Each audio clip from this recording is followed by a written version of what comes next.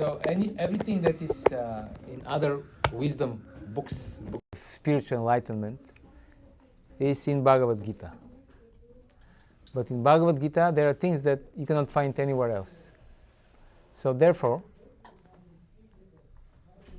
we will start with the first lesson that we learn from this book. This is the Gita means the song, and Bhagavat means God. So it's a song of God. And the first lesson that Krishna gives us in Gita is about ourselves. Who are we?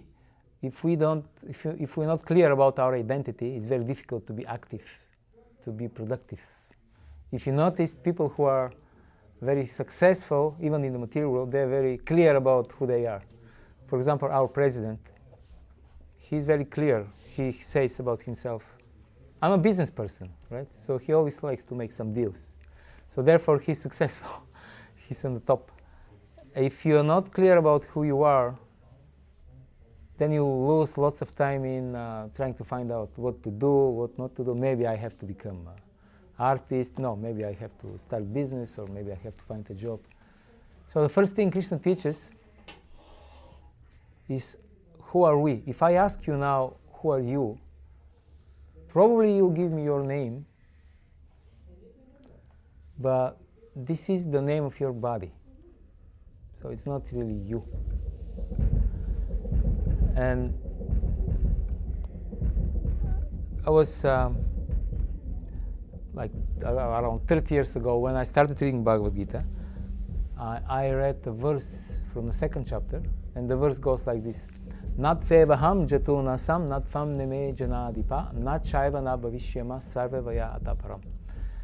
So Bhagavad Gita is in a very dramatic situation. There is a battlefield, and in between the two armies, Krishna and Arjuna, they are discussing philosophical points, just before the great war starts. And Arjuna doesn't want to fight. And Krishna tells him, Haribo. Haribo. Can you hear what I'm... Can we don't need mic. I don't think so. Would this help anybody in the back? We can hear. You can hear? Okay. If you cannot hear, then let me know. I will start using the mic. So, Krishna tells Arjuna, because Arjuna is very worried, now I have to kill my relatives. And Krishna tells him, nobody is going to die.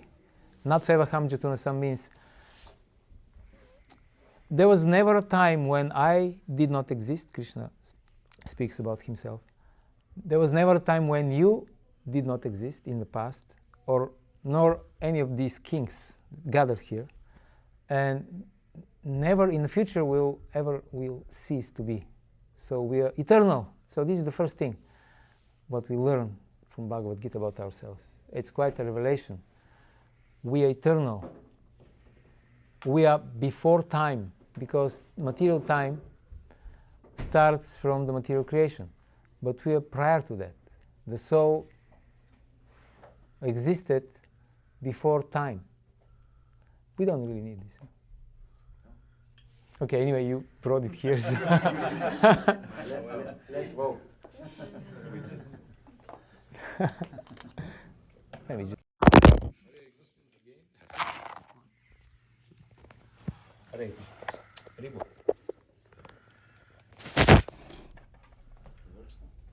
Haribo, Haribo, Haribo, Haribo. Haribo, Haribo. Yeah, okay.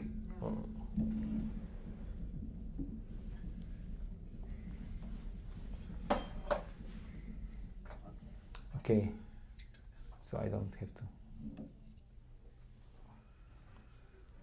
So the first lesson, we are eternal spirit souls, and we are eternally connected to the origin of everything, and this is Krishna. We are parts of Krishna's spiritual potency, just like you have the fire and then you have sparks coming out of the fire, and we are one of those sparks. So we are spiritual by nature, we are eternal, and we are eternally connected, spontaneously attracted to God. This is our nature. Some time ago I was in the park and I was observing the people, and you see so many Different people, they are jogging, they are walking, they're having fun. You see Jewish people with their traditional dress. You see Muslim people. You see Hare Krishna people. You see so many different people, and they have different opinions, different belief systems. They have different faiths. Some are atheists. Still, they're in the park doing the same thing. Why? Because although you can have so many opinions about the world, the body works according to Krishna's laws, and that means you have to move. Otherwise you die or you get unhealthy. You have to breathe, you have to take food, you have to drink water. It doesn't depend on your opinion. It's just a necessity, it's a need. In Bhagavad Gita, Krishna explains that there are two things. The soul, which is called the knower, and the field of activity, which is the body. I'm getting constant applause by... I never hear this sound from the other room coming. There's a festival coming up and they're doing They are rehearsing. They like what... Yeah. Oh, I see. And Krishna explains that our opinions, as long as we're in this material tabernacle, in this material conditioning nature, we shouldn't take we shouldn't make too much of our opinions, because they are not part of the soul. Our opinions is not us. And this is very easy to prove, because during the life, our opinions change. You have even different philosophers. They have one philosophy in the beginning of their philosophical career, and then later on they have different philosophy. But it's the same person. So Krishna explains that we have different opinions in this life and then different opinions in the next life. So we shouldn't be so attached to our theories about our opinions. So I was observing these people and was thinking that just like the body has certain nature, it doesn't depend what we think about the body. We have to move according to the nature of the body. The same applies to the soul inside the body. This is called in Sanskrit dharma. Dharma means the inherent nature, the intrinsic nature of any object. And Srila Prabhupada explains, he gives examples. The dharma, the intrinsic nature of the salt is to be salty.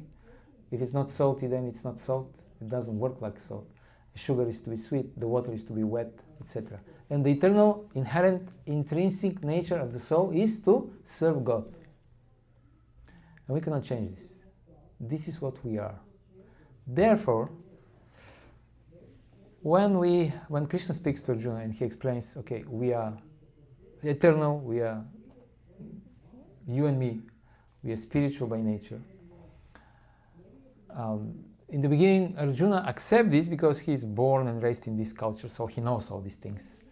But still, his unwillingness to fight and his depression, because he's in despair because he has to now fight against his kinsmen, is not dissipated by this theoretical knowledge. And then Krishna gives him the practical, scientific method by which Arjuna can realize that he is the soul. He can internalize this knowledge. And this is the most important thing, because we're all tired of theoretical knowledge. We want to, theoretical knowledge is important, otherwise you don't know what you're doing. But this knowledge is supposed to be applied in our day-to-day life. And then, when we do that, we realize this knowledge and it becomes part of ourselves. I think it was somewhere in Belarusia, in the beginning of it was a long time ago, maybe 150 years ago, they had a tradition in some communities there. During the first school day, when the children were admitted to the school, first grade, what they will do, they will have wooden tables, and each child had to write down the first letters of the alphabet, A, B, C, above, they have, and with honey. And then the children were supposed to lick out the honey from the table. This was, in India they call this samskara. Samskara means when there is, it means impression on the mind. when there is important event in life, like first school day, they do these things in order to make a lasting impression in the mind of the persons who take part of this. And what is the goal of these honey letters? The idea is that you have to internalize the knowledge. It has to enter inside your body, literally. And also the knowledge is tasty, it's sweet. The real knowledge is liberating. It gives happiness and pleasure. Krishna in Bhagavad Gita, he says, Susukam.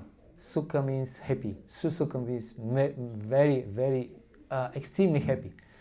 This spiritual knowledge brings happiness to the soul. So Krishna explains that this is the method by which we can what is the method by which we can understand, realize that we are spirit soul. And the method is very simple. It's called Harinam Sankirtan. It is what we just did before the class started. Chanting the names of God. The names of God are special because Krishna is absolute and he is no different from his holy name. By chanting these names, we are in contact with Krishna, and then all these superficial, superfluous contamination that are covering our real identity, they get gradually cleared away. It is compared to trying to see yourself in a mirror, but the mirror is very dusty, so you don't really see yourself. That's what we're trying to do. Everybody is desperate to find his or her true self, but we don't know how to do it. This can be done by purifying ourselves. There is one poet, Yeats. He wrote remarkable poetry, and in one place he says, "From mirror after mirror, no vanity is displayed. I'm looking for the face I had before the world was made." So that's our quest. We're trying to see, to understand what is our true identity before the beginning of time. Because after material time begins, we change our bodies. Now we have this body, previous life we had different body, quite different from this one probably. And next life we will have another body. So this is all changing, but there should be some substance that accepts or takes on this body. So what is this substance? And this is the soul. So we're trying to find out what is our identity. And the process is by chanting the holy name. And then we can literally inherit our true spiritual identity, which doesn't change, which is fixed, but we have to purify ourselves to find out who we are. And we are somebody in the relationships with God, with Krishna. So we love God in different ways. Therefore, we have different identities. So this is about us. So what about the other people? What about others? There is different opinions about this. People, Hare Krishna. Welcome. What to do with others? First of all, who are those others?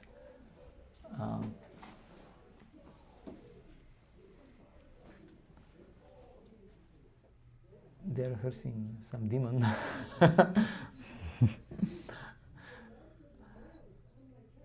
There is a Latin saying, maybe you have heard it,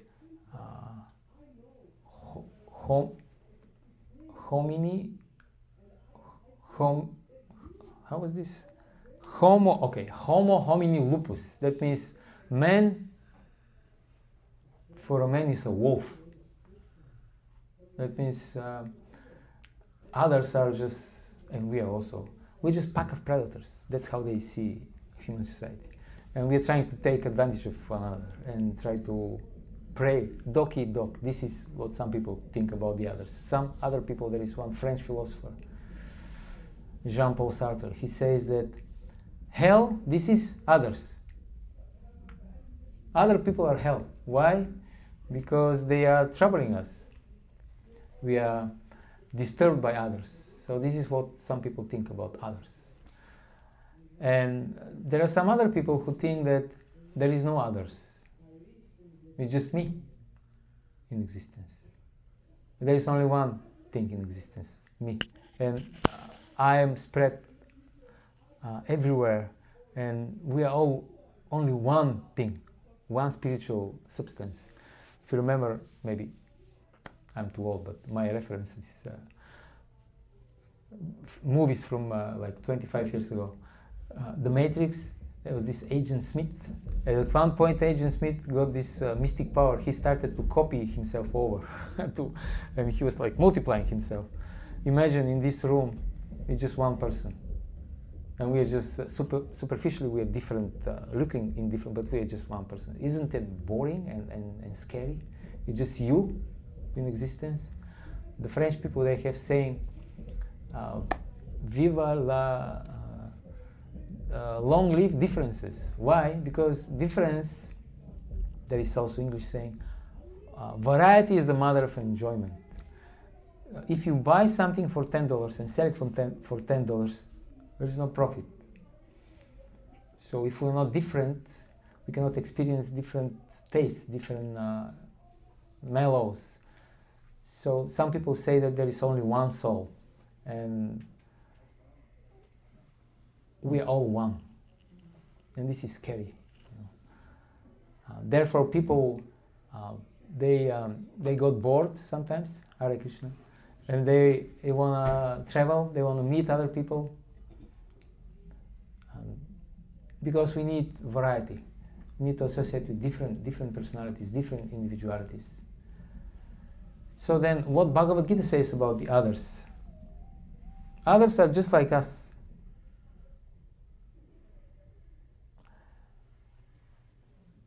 There, in Bhagavad Gita, there is explanation of different levels of existence, we can say like this. In this world, all the objects are in three categories: good, bad, and in between. So, this applies to everything. Our dress, the way we talk, the food we eat, the music we listen, the posture that you are right now sitting. Everything is according to this criteria of good, bad, and in between. And good means sattva, bad means tamas or ignorance, sattva means goodness, and in between is passion. So Krishna explains that persons who have understanding and intelligence in the goodness, in the highest possible material mode, they see that there is one, the same soul, the same quality of soul in all material bodies. Doesn't mean that it's one soul, different individualities, but there is the same by quality. In other words, all people are equal in this sense, because they are parts of the same spiritual energy, Krishna. Some philosophers say that there is a human soul, and there is an animal soul and plant soul. Bhagavad Gita says that this knowledge is in the mode of passion. It is inferior. Therefore, some people say that it is okay to kill animals and to eat them, because according to them, they don't have soul. So this is inferior understanding. And Krishna explains in Gita that the perfect yogi is this person who sees equality based on his experience of happiness and distress. He sees that all living entities experience the same happiness and distress. So on the basis of this, he experiences compassion, and this is the true equality. So what to do with others, in a sense, people who are don't agree with us. So we said so many things, but there are people who don't agree. So what to make out of these people? So others very often means negative. That means if you are different from me, that means you are a bad person. You're evil. So in Bhagavad Gita, Krishna explains that it doesn't matter if you worship him or not. People often miss this point in Gita. Krishna says, Urdvam gachanti sattvasta. If you're a good person, it doesn't matter whether you're a devotee of Krishna or not. If you're a good person, you'll advance. You'll move upward in the universe. You'll take birth in higher worlds. If you're a bad person, if you commit violence, then you'll go down. And if you are an average person, you'll stay here on this human plane. But it doesn't have anything to do whether you're worshipping Krishna or not. In other words, Krishna is not this kind of jealous and angry God that will punish you if you don't worship him. The Supreme Personality of Godhead is very liberal. So the Vedic concept is of reality is at the same time very inclusive. That means no matter what kind of religion you have, we accept that you worship the Supreme Lord. It's not like other people would say, no, you're worshipping the enemy of God. No, you're worshipping the same God that we're worshipping. It's only one God. But at the same time, the Vedic concept of reality is also very precise. There is a strong and very clear definition what is the ultimate goal. And the ultimate goal is to develop pure love of God, to perform pure devotional service, which means to serve Krishna without personal motivation, just for his pleasure. And because we mentioned in the beginning, not in the beginning, just a little before that, we mentioned that some people say that hell means others. So Bhagavad Gita and the Vedas, they say that the saintly persons are just the opposite. They are opening the door to liberation, to the spiritual world. So we are dependent on association with such spiritually advanced people, because they can guide us, they can show us the way. So would you like to say something? To add something? Yes. So yesterday we have a similar program called Soul Talks on Saturday I heard. at the Bhakti Center. There were And some we had people. Gorsharan speak. And many of the points are similar. He was talking about focus and how focus is actually overrated. The terrorist is focused. Great. And it's like, he said, like when you have a camera lens and you can focus in, but the real thing is the lens clean? You can focus on the wrong thing, but if your lens is clean, then you can see, then there's actual clarity. So we're actually focusing on we're doing the cleansing of the consciousness, as you were saying, not just concentrating the mind. Thank you. This reminded me about Srila Prabhupada saying how the vulture, he has very clear, very strong eyesight, but he's focusing on carcasses. So that's his focus. He's flying very high, but then and also Prabhupada was giving the example of Gagarin, the first Russian astronaut, I would call this. He went all the way up, and then he was looking, where is Moscow? Where is Moscow? Where is Moscow? So the attachment to matter is so strong that physically we can be in the open space, but still, if we attach to material things, then our consciousness will bring us down to matter.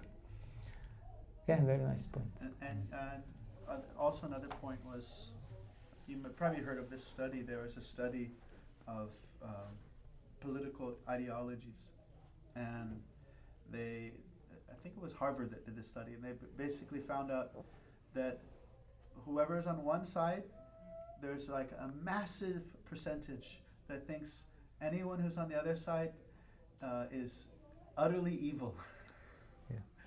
And then there's like a small percentage, maybe they're okay, but a big section is like they're totally evil. Yeah, and Krishna's perspective is everybody follows my path. They're just advancing in different speed, but they're advancing towards me. Of course, there is also a possibility that you turn your back to God and then you walk the other way. This is also there. But still, you are on the path that is given by God. You cannot even become an atheist on your own. You have to follow. Krishna has given a way how to forget Him, and that's the way. It's only Krishna's path, only God's path. Yeah, isn't it curious how people, and I also catch myself, if you do something wrong, you think, I think, well, I'm not a bad person, I just did a mistake. But if somebody else do something wrong, you just, it's a bad person. It's very easy to slip to this. So Prahladananda Swami always tells the story of Two-Gun Pete. Yeah. So he got this name, famous Chicago mobster. He'd always shoot people, he'd kill them with 2 guns, not just one. And so one day he was out on Lover's Lane, like in the nice view of the city. He was with his girlfriend, and some police officer made the grave offense of like knocking on his window. Ooh. So he came out and he shot the guy, and then he shot him again. And there was chase. They chased him down to his his home. He was inside his home. He was there. The police are come out, and he's barricading, shooting and stuff. And then he wrote a letter to his mother. And he said, "Mom, I love you. I'm actually a good guy. People just don't understand. Yeah. Take care of the dog. Your son Petey." Yeah. And probably the mother believed him, because the mothers always. Yeah. Okay, maybe somebody would like to ask something. Yes. How true is the statement that other people's opinion of yourself is none of your own business? Is that true or no? It is true in a sense that you cannot control other people's opinion. So you shouldn't be too worried about what people think of you. Of course, if this is your spiritual master or some saintly persons, you better try to please these people, because it is important what they think of you, because by their mercy you advance spiritually. But in general, you cannot control other people's opinion, and better not to try to control things that are outside of your sphere of influence. Otherwise, you just get out of shape. Maybe that's what it means. I'm not sure, but that's what it sounds to me. Okay.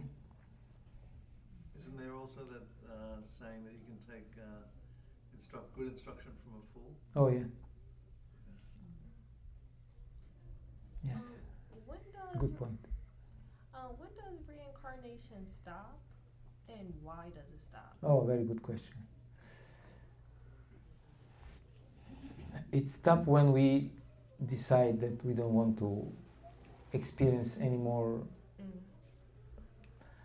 different so-called happiness in different material bodies, and this is why it stops also. So it stops when we develop our true identity, and which is spiritual, and then we, by the mercy of God, we go to the spiritual world where there is no birth, death, old age, reincarnation, disease, such things. But in order to do this, we have to purify our consciousness and to get free of all these material desires which are keeping us here in this material world. Because in order to fulfill these desires, you need material body, right? If you want material things, you need material body. If you want spiritual happiness, then you get your true spiritual body, which will never change. I mean, it will become better and better. Okay. Thank you. All right. Yes. Tusi Prabhu. Thinking that people very often we don't understand clearly what are our priorities in life. Sometimes we don't have time to think a lot about it. Sometimes we don't want to think about it. Or sometimes it's just easier to be influenced by your environment, people around you, and you accept their vision, their desires about yourself. Okay, this is what I'm going to be, what my friends, my associates are thinking. And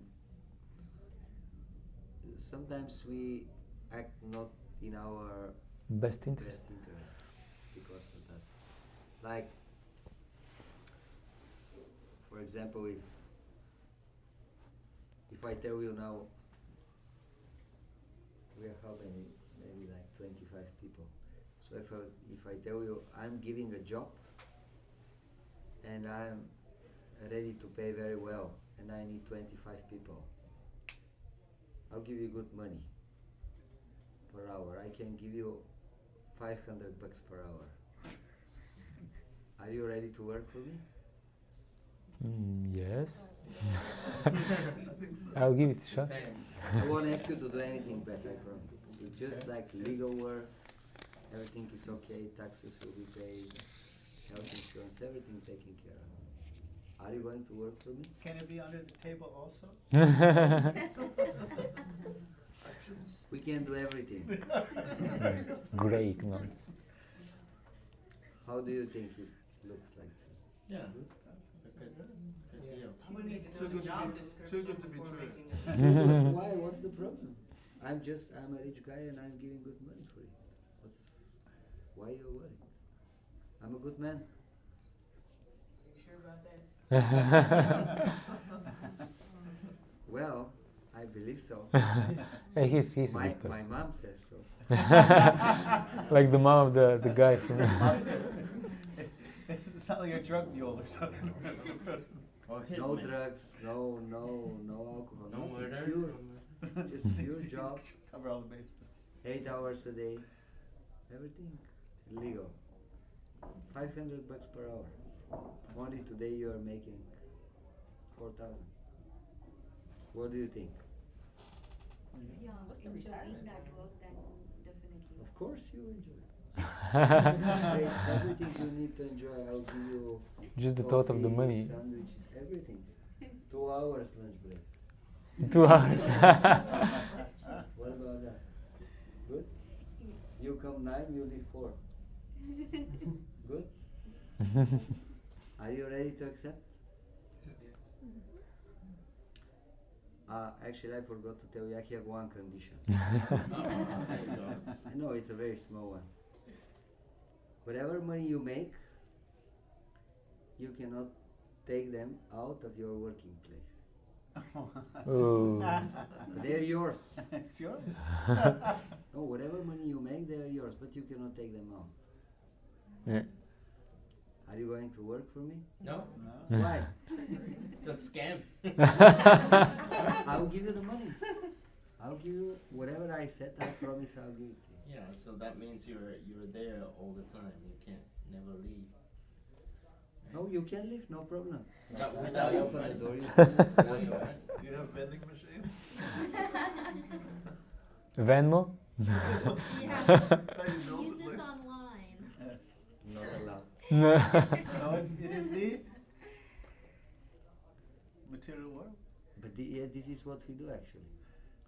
Because they give us a good jobs and they give us a good money, and we are ready to work hard, and we make so many things, we buy so many things.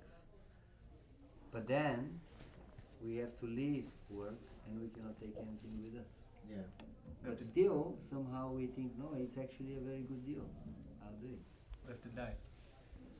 Yes, at some point you have to leave, and you cannot take anything with you. So, anyway, my point is what you were talking, that sometimes we become so absorbed in, okay, what is my profit, how much I'm making today, and this deal and that deal. it creates like a blurry vision for us. We cannot see Yeah. the reality. It's Yeah. like when you're on the street and there is some cheater and he tells you, just for 5 minutes you can make $100. Come on, okay, let's play the game. You think, wow, 5 minutes, $100, let's do it. But no, it's cheating. But Yeah. because you are in illusion, you think, wow, I can make it just for 5 minutes. It's stronger than you. The illusion is stronger. Yeah, I think a lot of people get scammed because of their own initial greed. If they don't have desires or attachment, it's very hard to scam this person. It's something that the person wants. That's Wishful. how they get you. Wishful thinking. I was thinking also that like this information given in Bhagavad Gita is very amazing, that we are spiritual, that we are eternal, that we are full of knowledge and bliss, because it's a better deal that compared to what we have now. Right? Now we have material body, it deteriorates, it will get sick and will die. So why it's so difficult to accept this reality? It's not that you're having good life and somebody is comes and tells you, no, actually this is not true. You're actually miserable. Actually, your real identity is very miserable. It's just the other way around. Krishna tells us, no, you're having right now. It's a bad deal for you. I give you the real life. Why don't you? Why I'm asking also myself. Why are we not kind of more enthusiastic? It's a better life.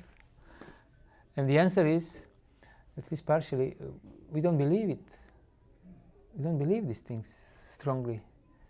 If, let's say, now I tell you, today you fast, you don't eat. Tomorrow I'll give you $1,000. Probably most of us will fast today or tomorrow. Today is over. Tomorrow. But if I tell you, you fast today, it's Ekadashi, you fast and you'll get eternal spiritual benefit. Krishna will be pleased with you. And then this is the most important thing. Probably we won't fast. Because one thing we have faith and the other thing we have not so strong faith. So it's amazing how and it's like suffering from low self-esteem. We have very low opinion of ourselves. We think we are matter, and we're actually spiritual, eternal, blissful, full of knowledge. We have to think higher of ourselves. It's interesting. Yes? I have a question. Talking about fasting, can we practice in personal or like to have like a stronger connection with the divine? Say again? Like practicing fasting can be actually like Fasting. Yeah, can we do fasting on Christian world like so we can have more like a strong connection? Yes. With the divine. Yes, This sure. practice. Yeah, it is part of the practice. There are 2 days Ekadashi every month, which are especially meant for more devotional service to Krishna. And therefore, some devotees, we fast from grains and beans, but some devotees, they do complete fast, they don't eat. The idea is that we have more time to serve Krishna. That's the whole thing. So if you can fast and serve more, then fine. If you're fasting, but then you become exhausted and you think only about food, then you better eat and do service. But it's one of the mothers of devotion, fasting on Ekadashi. It gives you bhakti automatically. Okay. So, Yeah, we can stop here. thank you very much. Hare Krishna. Somebody? No? Somebody? Yes? Yeah, Sudip. how can I ask about to that point that working for $500 and then leaving the work, but like sometimes people think about the next generation. So could you kind of like give us some knowledge about that, like how to